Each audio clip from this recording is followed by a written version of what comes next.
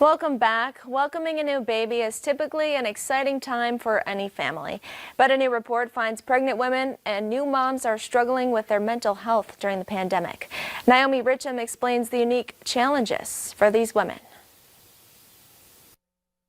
Mom of three Cassie Bonstrom welcomed a new life in the pandemic, but she also suffered a great loss. Her mom, already battling cancer, died of COVID-19 just before her new granddaughter was born. My mom wanted nothing more than to hold this baby. In my grief, I gravitate towards my family. I just want everyone to be together. And that's what we can't do right now. Pregnancy can be a stressful time for new moms, and the pandemic is adding even more challenges. Do we want to deliver early to get in and out of the hospital? And that, I think, is where the anxiety of pregnancy during a pandemic really set in for me. Was what is the best thing for me to do during this time for my health and my baby's health? A recent survey from Brigham and Women's Hospital with pregnant or postpartum women finds 36% reported clinically significant levels of depression.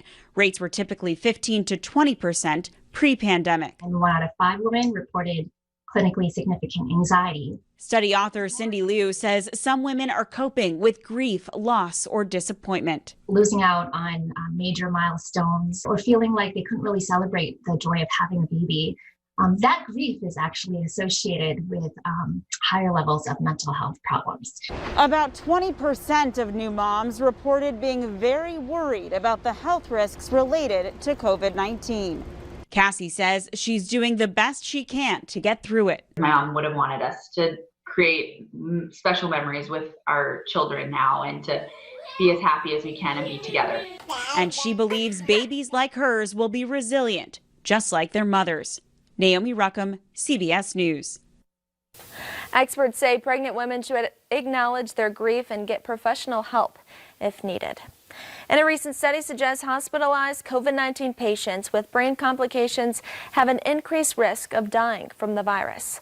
The researchers analyzed data from over 4,700 COVID-19 patients who were hospitalized earlier this spring. Among those, 12% underwent brain imaging as a result of neurological problems such as a stroke or confusion.